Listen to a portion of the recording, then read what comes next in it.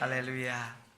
오늘 우리에게 주시는 하나님의 말씀 함께 보겠습니다. 빌립보서 2장 1절로부터 11절까지 말씀입니다.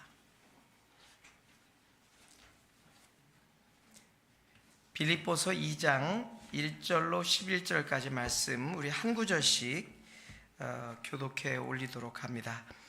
그러므로 그리스도 안에 무슨 격려나 사랑의 무슨 위로나 성령의 무슨 교제나 무슨 자비와 긍휼이 있거든 같은 생각을 품고 같은 사랑을 나타내며 같은 걸 생각함으로 내 기쁨을 충만하게 하십시오.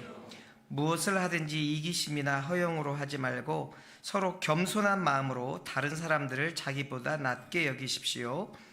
여러분은 각자 자기 자신의 일을 돌아볼 뿐더러 다른 사람의 일도 물어보십시오. 여러분 안에 이 마음을 품으십시오. 이것은 그리스도 예수 안에 있던 마음이기도 합니다. 그분은 본래 하나님의 본체셨으나 하나님과 동등됨을 기득권으로 여기지 않으시고 오히려 자신을 비워 종의 형체를 가져 사람의 모양이 되셨습니다. 그리고 그분은 자신을 낮춰 죽기까지 순종하셨으니 곧 십자가에 달려 죽으신 것입니다.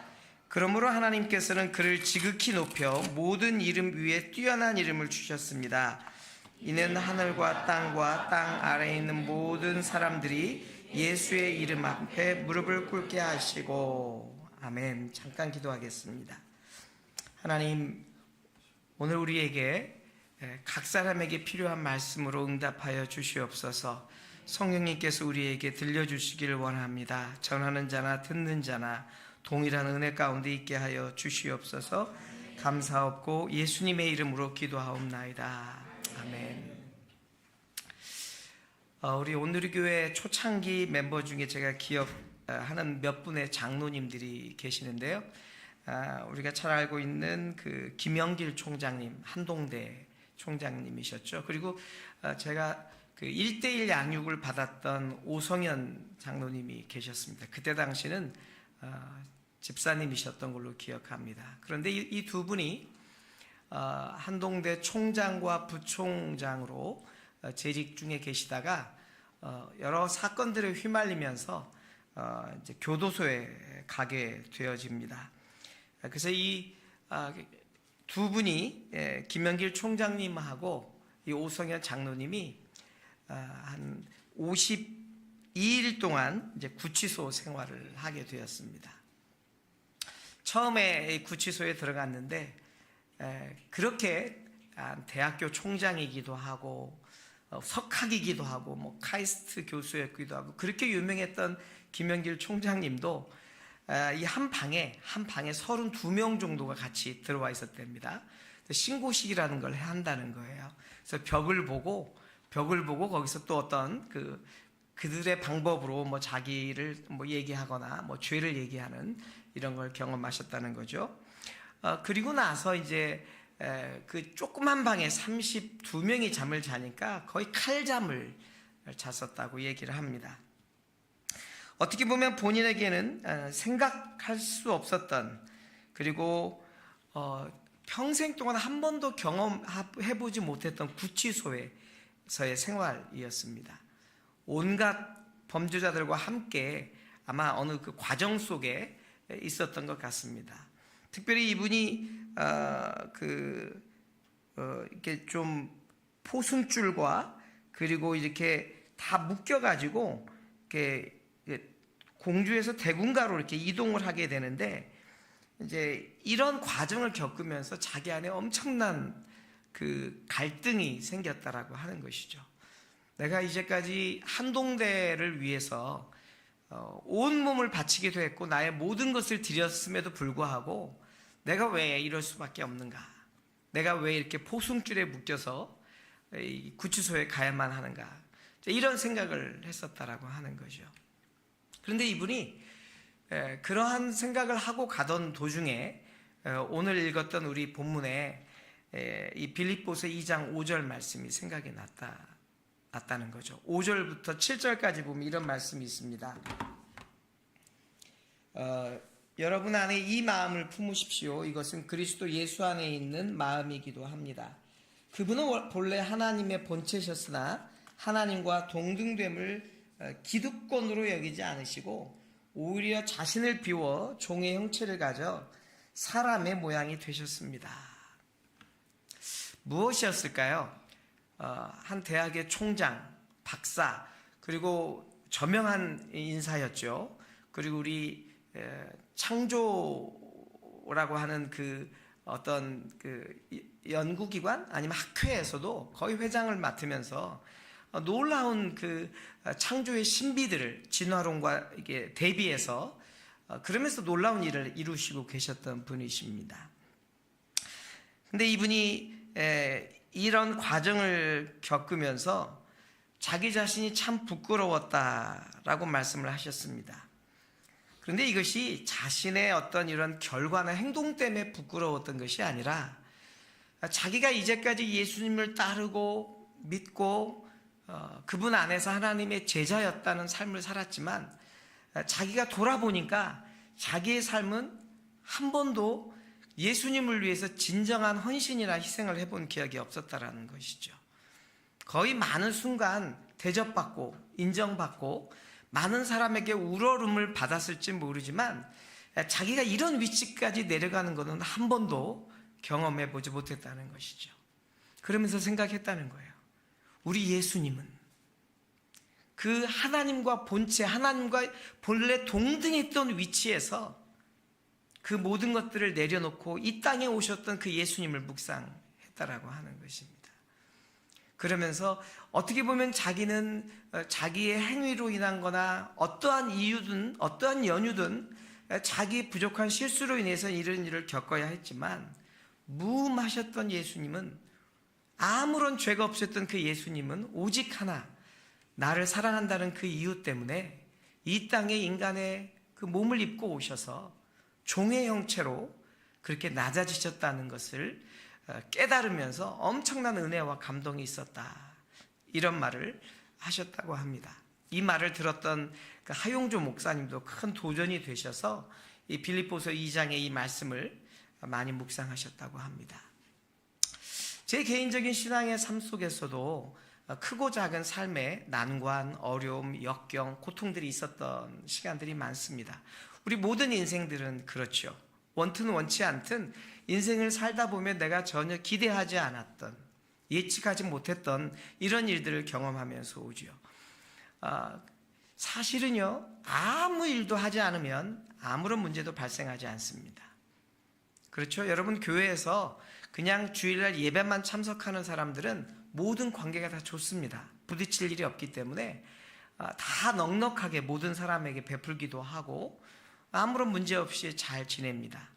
교회에서 어떤 사람이 문제냐고 하면 열심히 무엇인가를 하려고 하고 헌신하고 수고하다 보면 보이지 않는 부딪힘들이 있기 때문에 철이 철을 날카롭게 한다고 서로의 성격과 성격이 마주치고 또 서로의 가치와 가치가 부딪히고 또 서로의 기질과 기질이 부딪히면서 계속 우리는 많은 그 갈등을 하게 되는 것이죠. 제 개인적으로 이제까지 신앙생활을 해오면서도 보면 우리의 모든 공통적인 그 목표는 크게는 같습니다. 오직 하나님의 영광을 위해서 주님의 제자된 바대로 주님의 명령과 주님이 허락하신 그 삶을 살겠다라고 하는 그 대전제는 거의 다르지 않을 것 같습니다. 그런데 그것들이 이제 각 분야로 들어가다 보면 그 내가 속해져 있는 그 공동체나 그 조직이나 뭐 일반 교회 같으면 여전도회, 남전도회 이런 조직들 안에서 일을 하다 보면 관계 안에서 부딪힐 때가 참 많이 있는 것을 보게 됩니다. 자, 여러분들은 그렇게 여러분의 삶에서 오는 그런 갈등, 또 부딪힘, 또 그리고 내가 생각하지 않았던 가치로 말미암아 관점이나 이런 기준들로 말미암아 부딪힐 때 어떻게 행동하십니까? 여러분들이 부부 생활 중에도 이렇게 부딪힘이 있을 수 있죠. 그렇게 갈등할 때 여러분들 어떠한 관점과 기준과 가치로 그런 문제들을 풀어가십니까? 김영길 총장님은 그때 생각했던 게 뭐였냐면 너희 안에 이 마음을 품으라 라고 하는 이 마음에 대해서 많이 묵상을 했었다라고 하는 것이에요. 우리는 이 땅에서 여러 모양으로 삶을 살아가고 있습니다. 그래서 오늘 우리에게 주시는 이 말씀은 뭐냐면 예수 그리스도의 마음을 가지고 사는 것이 우리의 삶의 기준이라고 하는 것이에요. 그러니까 우리 삶에 부딪히는 모든 갈등과 또 우리 안에 여러 가지 분리되고 또 많은 깨어짐이 일어나는 그 모든 사안들에 대해서 우리가 예수님의 사고방식, 예수님의 생활 양식, 태도, 관점, 사상, 철학, 이 모든 것들이 융해되어져서, 그러니까 융합되어져서 예수님의 마음을 가지고 이 모든 사안들에 적용해야 한다라고 하는 것이죠.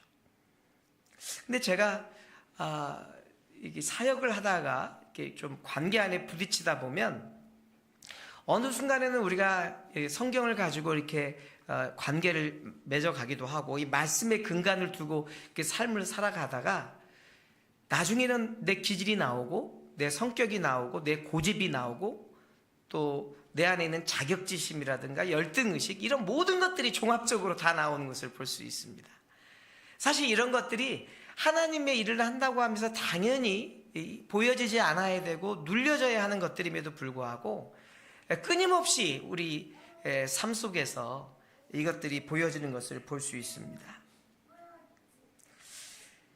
오늘 우리에게 주시는 이 말씀의 요지는 뭐냐면 너는 예수님의 마음을 가지고 모든 사물을 판단하고 해석하고 행동하라고 하는 것이죠.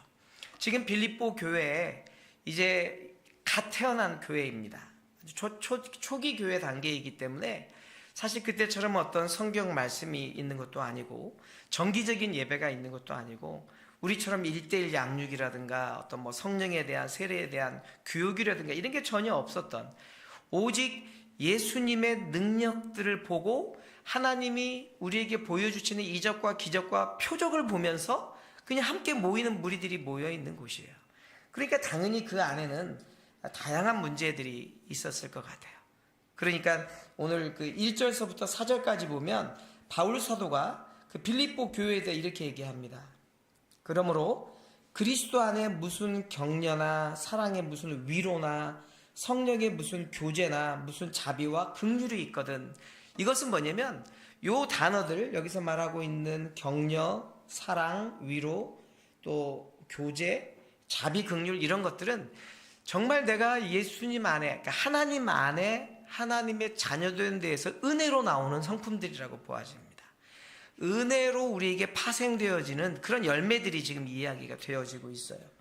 그래서 같은 생각을 품고 같은 사랑을 나타내며 한 마음으로 같은 것을 생각함으로 내 기쁨을 충만하게 하십시오. 지금 바울 사도가 이 이야기를 하는 것은 역설적으로 같은 생각을 품고 있지 않고 같은 사랑을 나타내지 않고 한 마음이 아니고 같은 것을 생각하지 않기 때문에 내가 기쁨이 없다 이렇게 볼 수도 있다라고 하는 것이죠. 우리들의 교회나 우리의 공동체 안에 이런 일들이 얼마나 많이 일어나고 있는지 모르겠어요. 그래서 요즘은 우리가 생활전도, 관계전도 이런 말을 하면서 전도를 하고 사람을 불러 모으는데 사실 우리가 아무리 거룩하게 하고 착하게 살고 아무리 선한 일을 한다고 해서 그것으로 복음의 능력이 성도의 성장이 교회 부흥이 일어나는 건 아니라고 하는 거죠.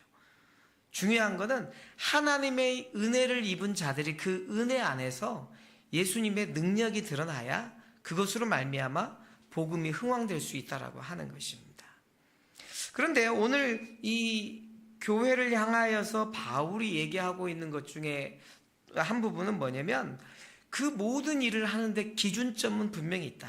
그 기준점이 있는데 그것은 이 마음을 가지라는 것이죠. 이 마음은 어떤 마음이냐? 바로 우리에게 그 모범으로 보여주신 예수님의 마음을 품으라고 하는 것입니다. 오늘 저와 여러분들이 예수 그리스도의 마음 몇 가지를 좀 돌아보면서 저에게도 또 여러분에게도 좀 다시 한번 하나님 앞에 우리의 마음을 좀 비추어 봤으면 좋겠다라고 하는 생각이 들어집니다.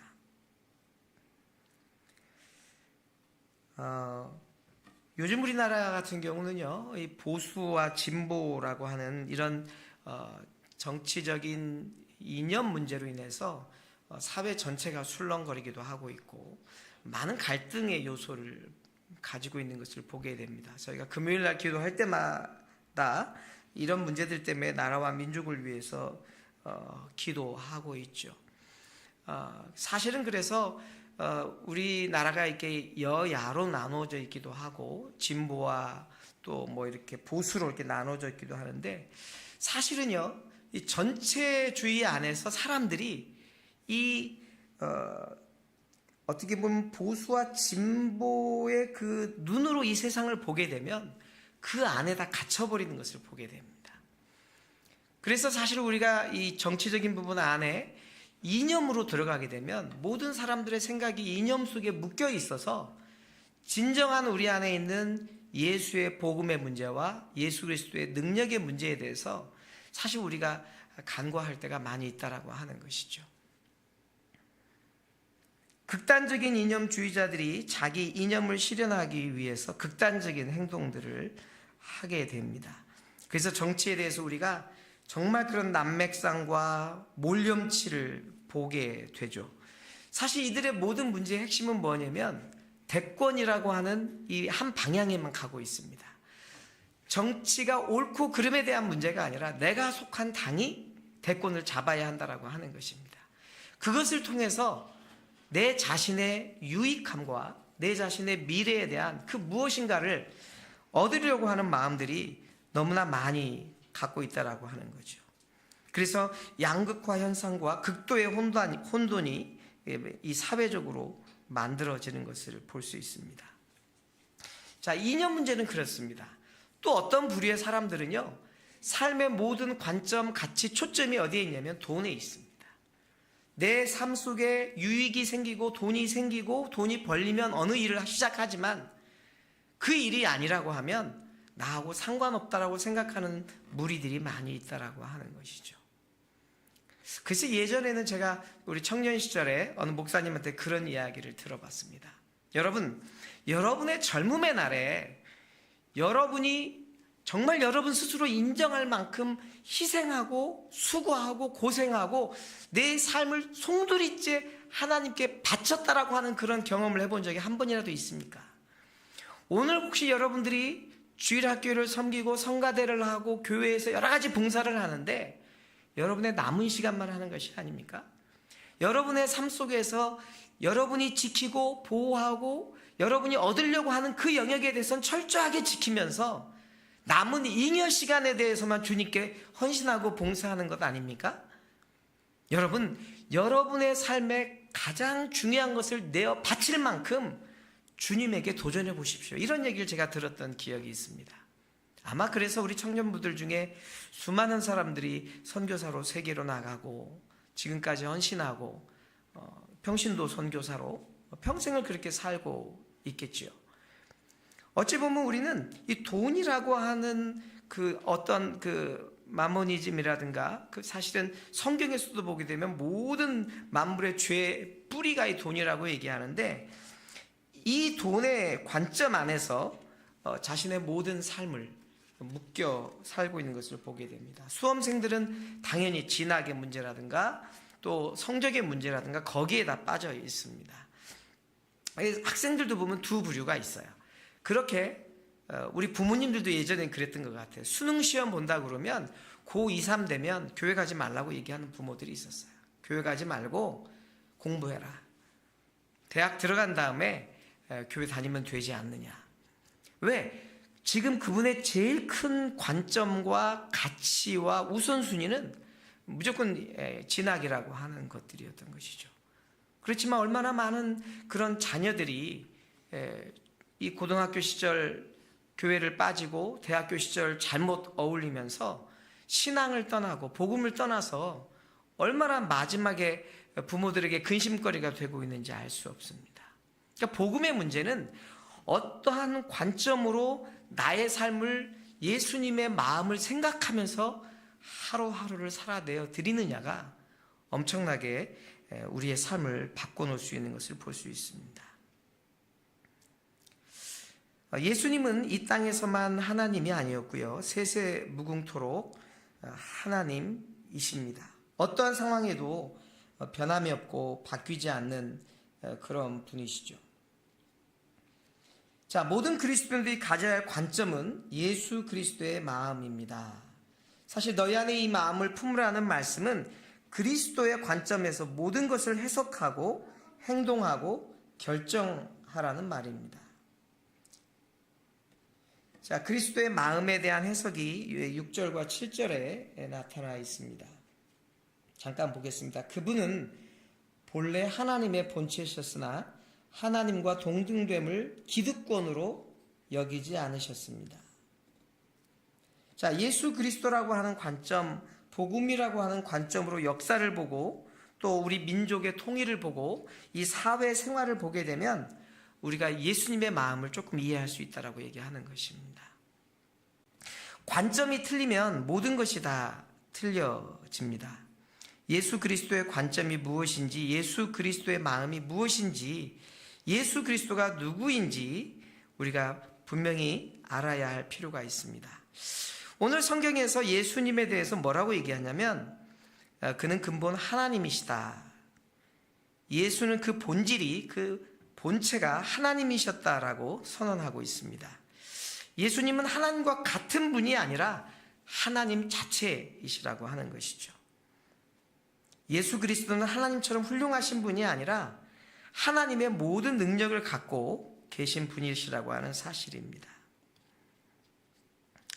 자, 생각해 보십시다. 만일 예수님이 하나님이라면 우리 성경에 나오는 예수님이 보이셨던 그 초자연적인 사건은 우리가 이해하는데 아무런 문제가 되지 않습니다.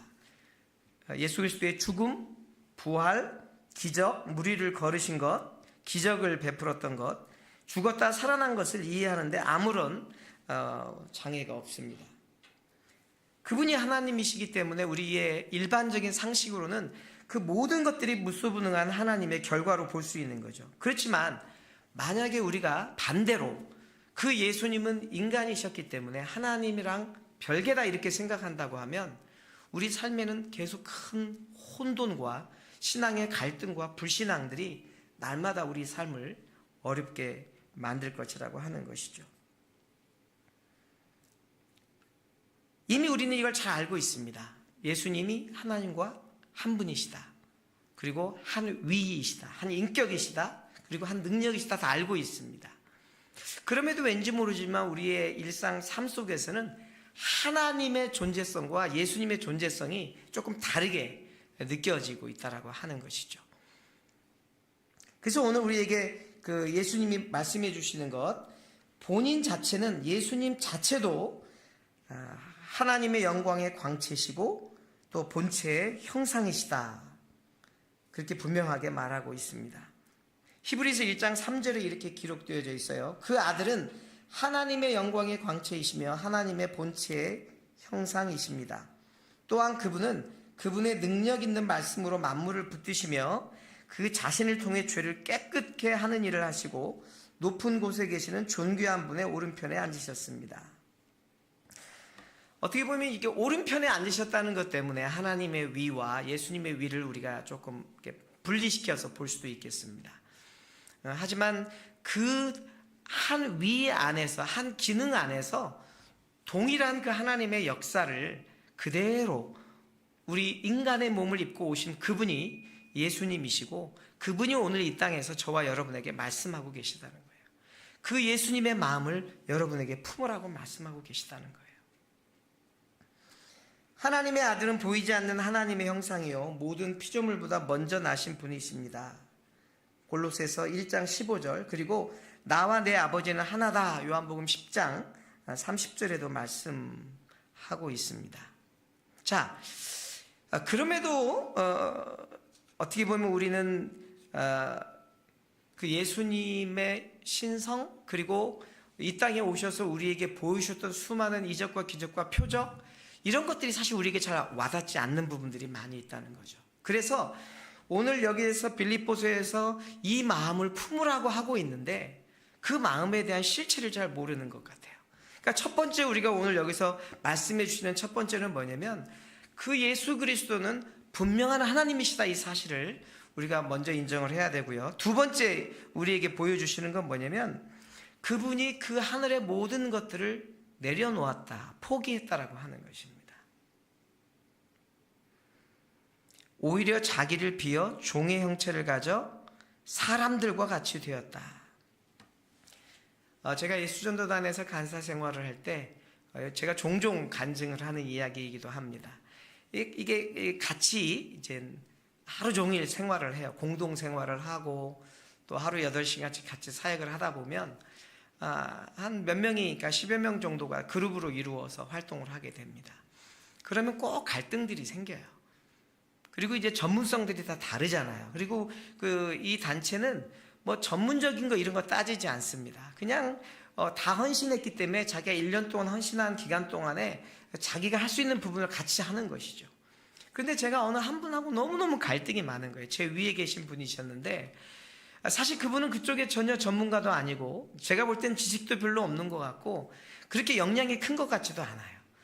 그런데 이분이 계속 저가 하는 일들을 가로막기도 하고 다 멈추게 하는 거예요. 그러니까 제가 이제 바깥에서 일을 하다 들어왔기 때문에 나름대로는 제가 이제 그쪽 부분에 대해서는 더 잘 안다고 생각을 했던 것 같아요. 그런데 공동체다 보니까 그분이 내 위에 있던 권위자고 하니까 그분이 저에게 계속 제가 볼 때는 갈굼을 당하는 거예요. 계속 모든 것들이 이제 막히는 부분이에요. 저게 나중에 이게 너무너무 화가 뻗치니까 사역이고 뭐고 뭐 위에 선배고 뭐고 이제 다 그만두고 싶은 마음인 거예요. 다 때려치고 싶은 마음인 거예요. 그래서 그때 광화문 사무실에 일을 하다가 예수원을 가게 됐습니다. 황지인가요? 황지에 있는 예수원을 가게 됐는데 거기 가서 이제 3박 4일 동안 일을 하게 됐어요. 거기는 오전에는 일을 하고 오후에는 각자 일을 할 수 있는데 그 스트레스를 많이 받아 놓으니까 잠을 못 잤던 것 때문에 너무너무 피곤한 거예요. 근데 거기는 막 영국식 이불에 너무 잠자기가 좋아요. 포근한 이 두툼한 침대. 그래가지고 그 안에 파묻혀가지고 거의 이틀 동안 일도 안 하고 밥 먹을 때만 거기 묵은지만 주는데 묵은지만 먹고 거의 움직이지 않았던 것 같아요. 목요일마다 거기는 은사 예배 시간이 있습니다. 목요일 저녁마다 가서 대천덕 신부님과 함께 한 20-30명의 거기에 와 있는 사람들이 함께 예배를 드리고 다락방 밑에서 그 예배를 드리는 날이 있었어요. 그날도 이제 뭐 공짜로 밥 먹고 공짜로 자고 있으니까 뭐 저녁 예배 드리는데 안 갈 수 없으니까 죄송해서 이제 그 자리에 앉아서 아주 힘겹게 앉아 있었어요. 그리고 이제 내일쯤 되면 이제 집에 가야 되는데 계속 고민들이 많은 거죠. 이 사역을 계속 해야 될까? 그만둬야 될까? 갈등을 많이 하고 있었습니다. 근데 그때 대천덕 신부님이 칠판에다가 빌공짜를 쓰시더라고요. 빌공짜를 딱 하나 쓰시면서 불교의 가장 그 기본되는 이론이 그 윤회설이니까 그리고 또 이제 자기를 마음을 비워서 자기가 부처가 되는 그런 경지에 있으니까 사실 우리 그 불교의 가장 큰 어떤 중요한 이념 또 중요한 닥트린 교리로 본다 그러면 자기를 비움에 있다라고 하는 거예요. 그런데 그것에 못지않게 우리도 이미 성경에는 이런 자기를 비움에 대한 말씀들이 이미 있었다는 거예요. 그러면서 오늘 이 말씀을 얘기하는 거예요. 주님이 예수님께서 오히려 자기를 비어, 이 비어가 빌공짜를 썼다는 거예요. 중국 성경에서는 그것이 빌공짜로 되어 있다는 거예요. 그러면서 이분의 말씀 중에 뭐냐면 우리가 하나님의 제자라고 사역자라고 성도라고 믿음의 사람들이라고 말을 하고 있지만 그 안에는 그러니까 예수님보다 더 큰 자기가 자기를 꽉 채우고 있다라고 하는 것인 거죠. 그래서 내 자신을 비우지를 못하기 때문에 사실은 그 비우지 못한 나의 충만함으로 여기저기 믿음의 공동체에 다니면서 계속 부딪힘을 주고 있다는 거예요.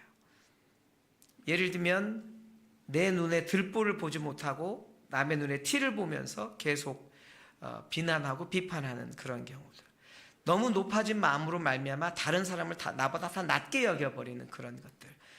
그리고 내 의견과 또 내가 내놓은 모든 그 의견들이 존중되어지고 받아들여져야 된다고 하는 그런 주장들, 그리고 자기만 옳다라고 하는 이런 사고들이 항상 우리의 마음을 흔들고 있기 때문에 이게 모든 싸움의 원인이 된다는 것이죠. 부부관계에서도 마찬가지라는 거예요. 나를 비우지 않고 내 주장이 옳다라고 날마다 주장하기 때문에 평행선을 그리는 영원한 싸움이 죽을 때까지 올 수밖에 없다고 하는 것이죠. 그러면서 얘기하는 것이 뭐냐면, 여러분의 마음을 온전하게 하나님으로, 그러니까 여러분의 마음을 비우고 온전히 하나님으로 채우지 않으면 여러분들은 아무것에도 쓸모없는, 정말 별 볼일 없는 것들입니다. 제가 그때 그 말씀을 듣고 제 자신을 돌아보면서 얼마나 많이 울고 회개했는지 모르겠어요. 제가 그때 느꼈던 것이에요. 우리 예수님은 스스로 하나님과 동등됨을 취할 것으로 여기지 아니하시고 오히려 자기를 비어서 종의 형체를 가지고 이 땅에 오셨다. 두 가지인 거죠. 예수님은 종이 되셨고, 그리고 예수님은 사람이 되셨다. 그는 근본은 하나님이셨는데, 이게 우리 기독교인들이 가져야 할 그리스도의 마음이다. 그러니까 내 자신이 이 땅 안에서 믿음 생활을 하면서 언제든지 내 자신이 비워져야 하고, 그리고 그 안에 내 자신으로 채우는 게 아니라 복음으로 채우고 말씀으로 채우고 예수의 능력으로 채우는 삶이 있을 때 진정한 믿음의 삶이 우리 안에 생겨진다라고 하는 것입니다. 그는 본래 하나님이셨는데 스스로 자기를 비워서 하나님 되기를 포기하고 인간이 되신 것, 이것이 하나님 마음입니다. 여러분 어떠세요? 여러분 사실은 정말 높은 위치에 있던 사람이 어느 순간 누군가를 사랑하기 때문에 낮은 위치로 내려간다는 것, 이 세상에 없었던 건 아닌 것 같아요. 어떤 왕세자가 한 여인을 사랑하기 때문에 왕세자의 모든 고난을 버리고 그 사랑을 쫓았던 일도 있고, 아주 재벌집 그 자녀가 그렇지 않은 말도 안 되는 사람을 만나서 이렇게 사랑하기 때문에 그런 모범을 보인 것도 있었습니다. 그런데 우리 예수님은 그런 위치인 것도 우리가 좀 알고 있는데, 우리를 사랑하기 때문에 어디까지 내려가셨느냐? 종이 되신 것뿐만이 아니라 죽기까지 하셨다라고 하는 것이죠. 그래서 자기 포기를 했는데 완전한 자기 포기가 있었다라고 하는 것입니다. 저희가 예전에 권리 포기라고 하는 훈련을 받은 적이 있습니다. 예수님을 믿으면서 우리가 누려야 할 권리들을 포기해야 한다는 것이었죠. 그때 당시만 해도 우리가 이제 좋은 교육, 그러니까 지금 내가 이런 헌신하고 사역을 안 하면 대학을 가거나 대학원을 가거나 목사가 되거나 이런 쭉 과정들이 있었는데, 그때 당시에는 하나님이 부르시면 어떤 순간에도 그러한 내가 그 교육에 대한 혜택을 받을 권리를 포기하고 쫓아가야 된다. 그리고 경우에 따라서는 정말 선교사로 헌신을 하려면 부모와 집과 이걸 다 떠나야 하는 일들이 있잖아요. 이제 그런 그 권리, 그러니까 안락하게 누릴 권리, 그리고 내가 맛있는 걸 먹고 내가 살아야 될 권리, 이런 권리를 포기해야 된다, 이런 교육을 받았던 것 같아요.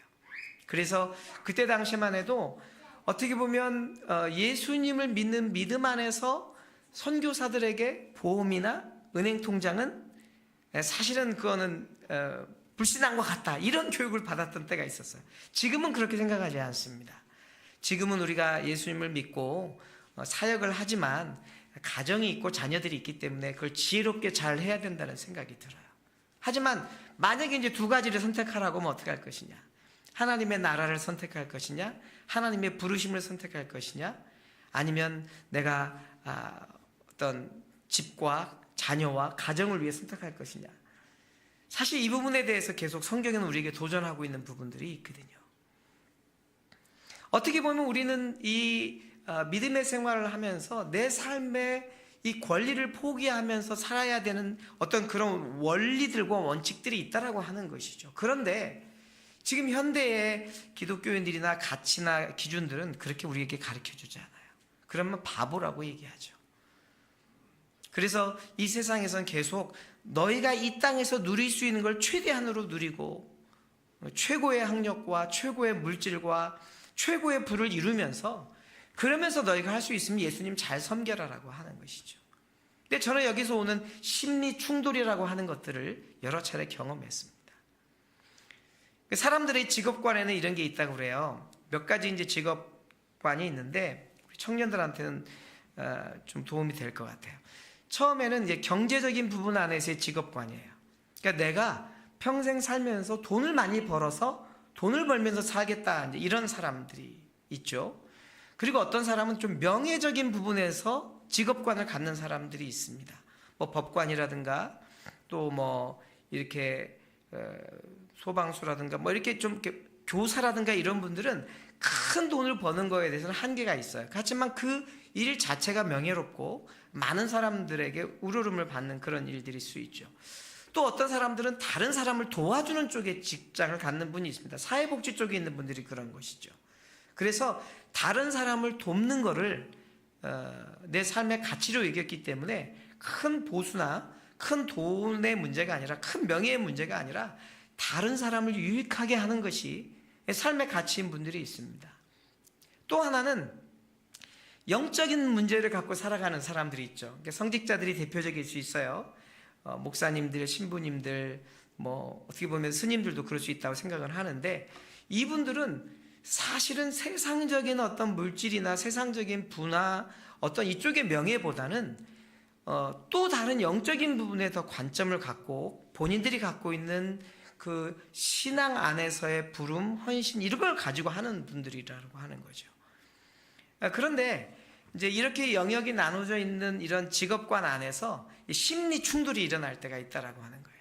예를 들면 돈을 열심히 벌고 있던 사장님이 내가 그 좀 목사님들처럼 아주 좀 교주처럼 막 뭔가 영향력을 주면서 사람들을 막 들었다 놨다 하고 싶은 마음이 있어가지고 어떤 그런, 요즘 보니까 허경영 씨가 지금 교주가 됐더라고요. 정치인이었잖아요. 그분은 정치인이었는데 지금은 교주가 돼서 입장할 때마다 10만 원을 받습니다. 그리고 막 치료한다고 붙잡아 놓고 막 그 치료한다 그러면 돈을 더 받아요. 어떤 현상이 일어납니까? 정치인이었고 일반이었던 사람이 이렇게 사입이 교주가 되고 나니까 이 두 가지 심리가 충돌이 일어나는 거예요.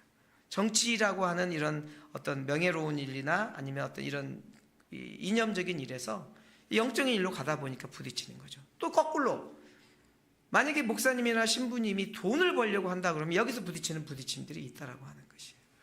그래서 사실 가장 좋은 심리는 내게 주어진 기능과 은사와 부르심에 맞게 그 자리에 있으면 혼돈이 없어요. 그러니까 예를 들면 목사님이 목사님의 삶이라고 하는 게 약간 빈곤할 수 있죠. 뭐 그리고 넉넉하지 않을 수 있죠. 그럼 목사도 그렇고 사모도 그렇고 그 일을 감당하는 분들은 그걸 사명이니까, 부르심이니까 그 안에 멈춰 있으면 그것이 그들의 삶이라 평안이 있고 그 안에서 자유를 누릴 수 있습니다. 근데 요즘은 그 N세대 목회자들이 그렇지 않다고 그래요. 요즘은요, 교회 담임 목사님이 부교육자를 선출할 때 면접을 보잖아요. 예전에는 목사님, 담임 목사님 밑에 저희 전도사 때만 해도 막 크신 목사님 앞에서 바짝 긴장해가지고 뭐 이렇게 여러 이제 말씀하시면 대답하기나 했고, 사택, 사례비 이런 거는 아예 얘기를 꺼내지를 못했어요. 그때는 감히 어디 세상적인 그런 걸 꺼내고 그래요.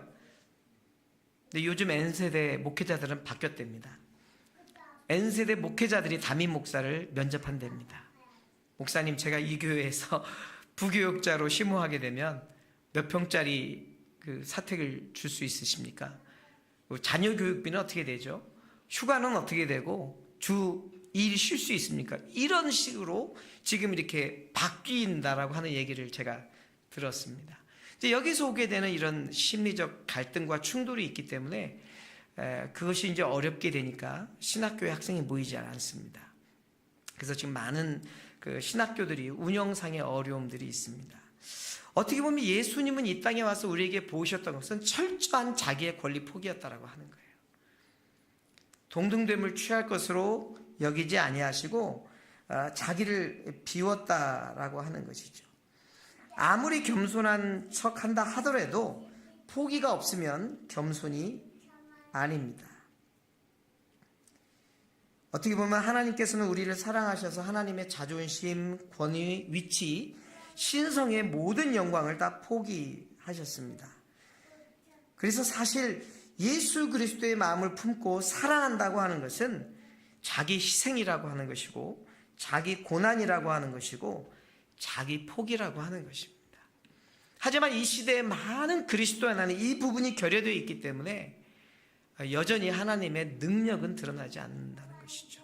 말은 많이 있다는 것이에요. 모양은 많이 비춰지지만 그것으로 말미암은 능력과 영향력은 나타나고 있지 않는다는 것이죠.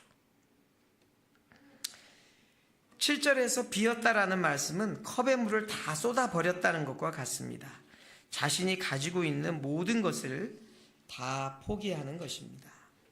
자신의 위치, 소유, 특권을 포기하는 것입니다. 어떻게 보면 우리의 문제는 포기하지 않고 살아가려고 하고 버리지 않고 좋은 일을 하려고 하는 데 있습니다. 아내와 남편을 사랑하는 것 하나님 하나만 봐도 알 수 있습니다. 자기 포기 없이 사랑할 수 없습니다. 자기 것을 다 주장하면서 남편이나 아내를 사랑할 수 없습니다. 부부싸움의 본질은 포기하지 않은 채 대화하기 때문입니다. 자녀 문제의 갈등도 거기에 있습니다. 내 것, 내 소유, 명예를 다 지키면서 사랑하려고 하기 때문에 갈등이 있습니다. 제가 아까 말씀드렸던 이 심리 충돌이 바로 이런 것입니다. 나는 내 것을 내놓고 싶지는 않은데 저분으로부터 받고 싶은 것이에요. 나는 존중해주고 싶지 않은데 나는 존중받고 싶은 거예요. 나는 사실은 그렇게 희생하고 있지 않은데 나는 인정받고 싶은 거예요.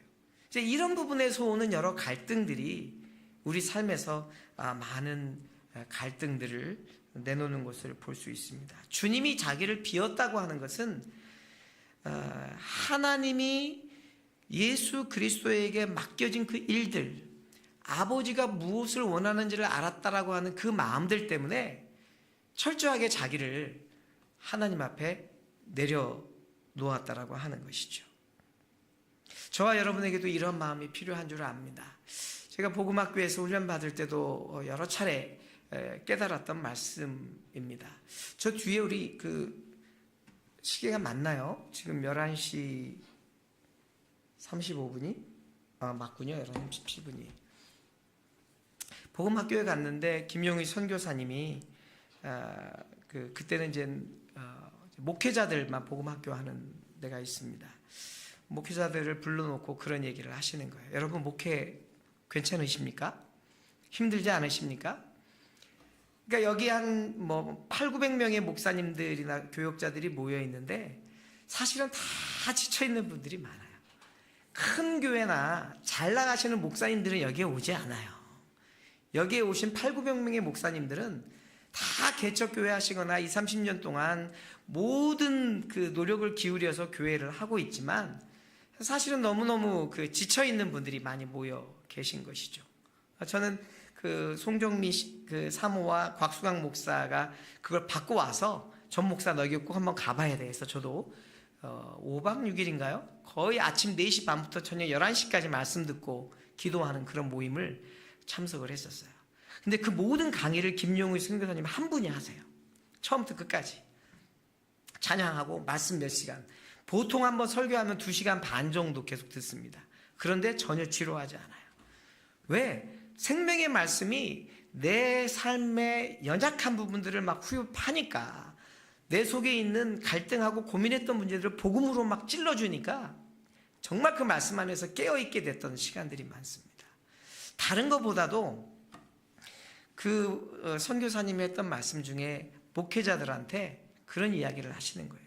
여러분 목사님들 다 잘나셨죠? 보통 고집이 안 쓰면 목사하기 어렵습니다. 왜냐하면 자기의 신앙이 지금 완전하다고 생각을 하기 때문에 목숨 걸고 지금 목회를 하잖아요. 집도 다 포기하고 자녀 포기하고 그렇게 오랫동안 달려오셨잖아요. 그런 얘기 하셔요. 그렇죠. 대부분의 목사님들이 시골에 계신 목사님이나 개척교회 목사님들은 어떻게 보면 하나님의 부르심이라고 하는 그 이유 하나 때문에 여기까지 달려온 거예요. 그런데 이분들 안에 내려놓지 못하고 있는 게 과거에 가졌던 영광이라고 하는 거예요. 나이 드신 목사님들은 사업을 하시다 오신 분도 계시고, 또 어느 분들은 막 서울연고대 나오셨다가 목회하신 분들도 계세요. 공부를 잘했다고 해서 목회를 잘하는 건 아니거든요.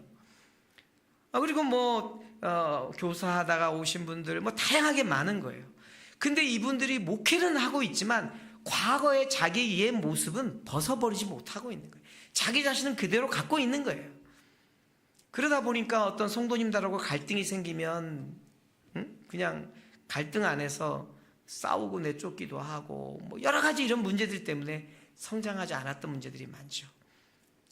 저는 잃어버리지 않아요. 김용우 선교사님 하셨던 말씀 중에, 여러분들이 과거에 무슨 일을 했든, 그리고 어떤 직위에 있었든, 사장이든 대표든 박사든 뭐 하든 여러분 배설물처럼 여기셔야 됩니다.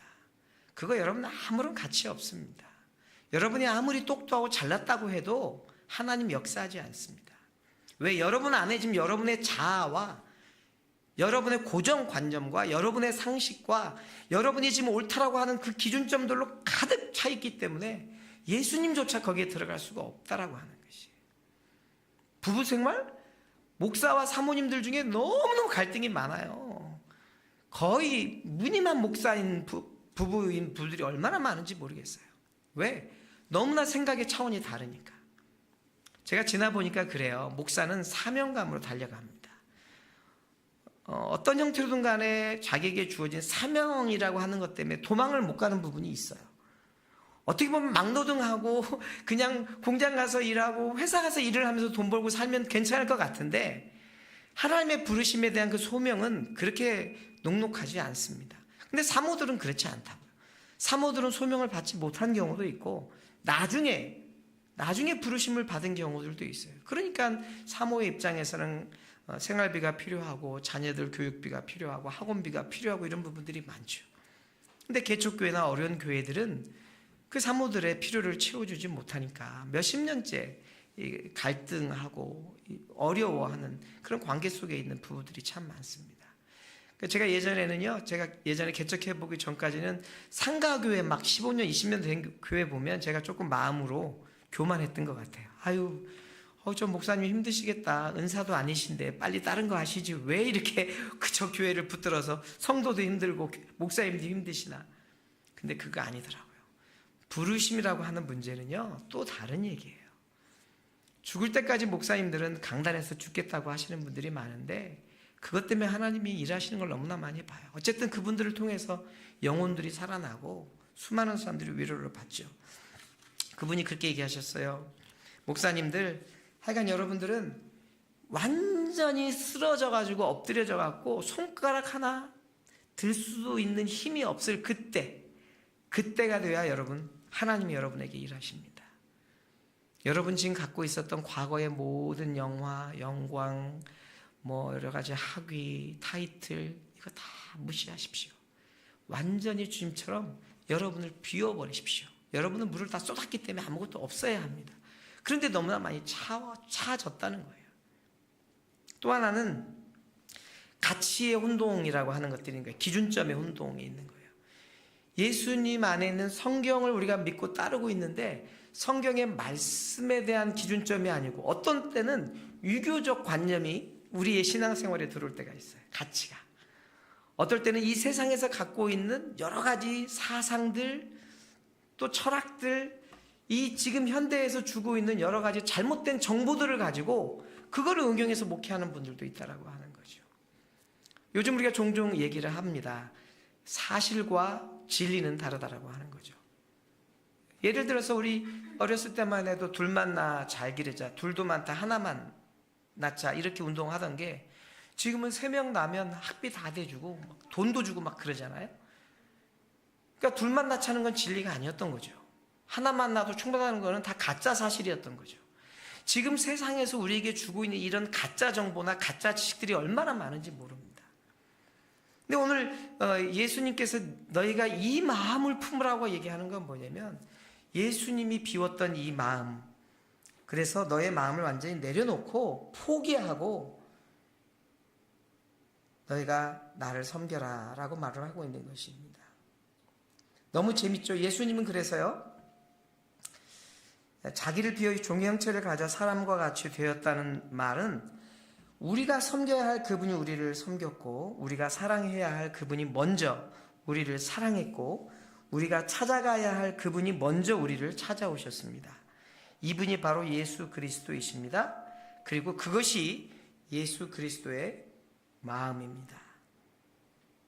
어떻게 보면 자기의 낮춤, 복종, 십자가를 날마다 내 삶에 지는 이러한 믿음의 태도들이 너무나 중요하다라고 하는 것입니다.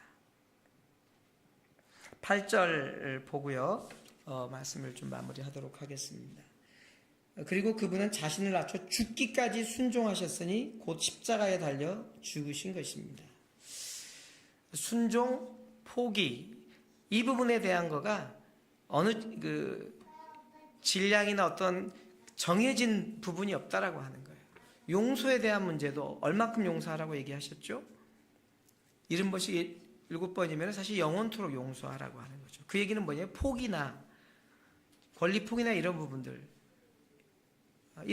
순종하는 것까지도 영원토록 하라고 말씀하신 거예요. 그러니까 예수님이 십자가에서 죽기까지 아버지여 할 만하시거든 이 잔을 내게서 옮기시옵소서, 그렇지만 내 뜻대로 마옵시고 아버지의 뜻대로 되길 원합니다 하면서 철저하게 하나님의 뜻을 구했던 것을 볼 수 있습니다. 저는 이것이 우리 믿음의 완성이라는 생각이 들어져요. 그렇습니다. 저나 여러분들이나 불완전한 존재들이죠. 문제가 많습니다. 하지만 중요한 것은 예수 그리스도의 마음을 품고 오늘 내게 말씀하시는 하나님의 말씀에 대해서 죽기까지 순종할 수 있냐는 것이에요. 끝까지 하나님의 말씀 앞에 우리가 나갈 수 있냐는 것입니다. 사실 우리는 이 땅을 살아가면서 억울한 일도 많고 분한 일도 많습니다. 내 생각과 전혀 다른 너무나 많은 일들이 일어나게 되죠.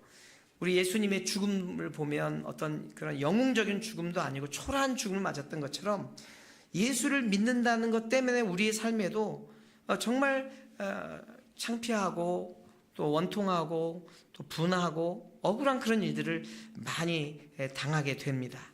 근데 여러분 기억하십시오. 성경은 우리에게 말하기를 그것이 정상이다라고 얘기하고 있는 것입니다. 여러분이 예수 그리스도의 마음을 품고 이 땅을 살아가면서 어떤 일을 겪든지 아니면 어떤 일을 과정을 여러분이 헤쳐나가든지 이루어 나가든지 간에 그 일 안에 믿음으로 행했다고 하면 그것은 하나님이 여러분의 믿음으로 본다라고 하는 것입니다.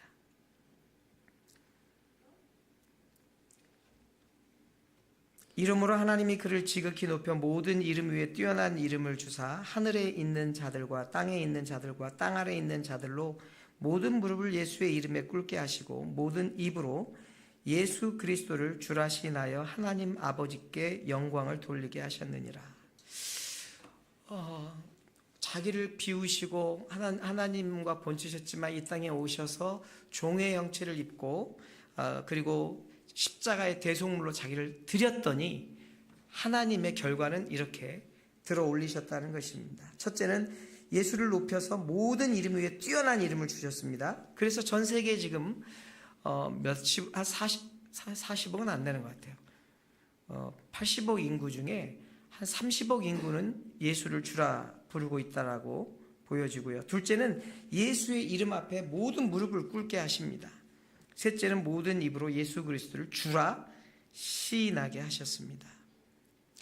다시 한번 저와 여러분 안에 오늘 이 말씀을 좀 상기하고 또 우리의 삶에 적용했으면 좋겠습니다.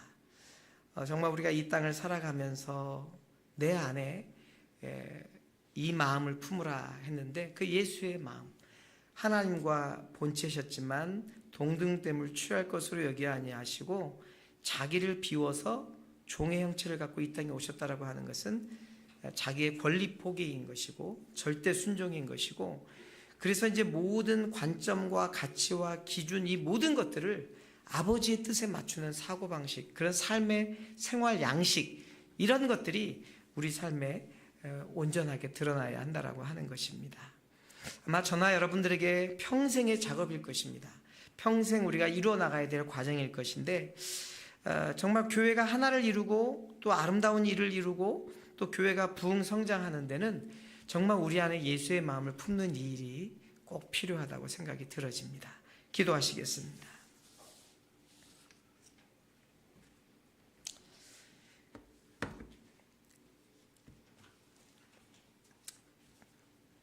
하나님, 교회를 그리스도의 몸이라고 부르고 있습니다. 교회가 본질적으로 하나인 것을 우리에게 말씀해 주고 있지요. 하지만 우리는 이곳에 모래알처럼 각각 다른 모습으로 함께 어우러져 있고, 그리고 그리스도의 몸을 이루면서 여기까지 달려오고 있습니다. 다시 한번 우리 안에 참된 그 기초가 되시고, 또 모든 것의 기준이 되시고, 또 우리 생활 양식과 또 관점과 모든 것의 중심이 되시는 그 예수님의 마음이 우리 각 사람 안에 차고 넘칠 수 있기를 원합니다. 다시 한번 내 삶에 있는 여러 잘못된 영역들, 부족한 영역들, 주님으로 말미암아 다시 한번 우리가 세워지게 하시고, 또 하나님의 뜻 안에서 온전함을 이룰 수 있도록 역사하여 주시옵소서. 예수님의 이름으로 기도하옵나이다. 아멘.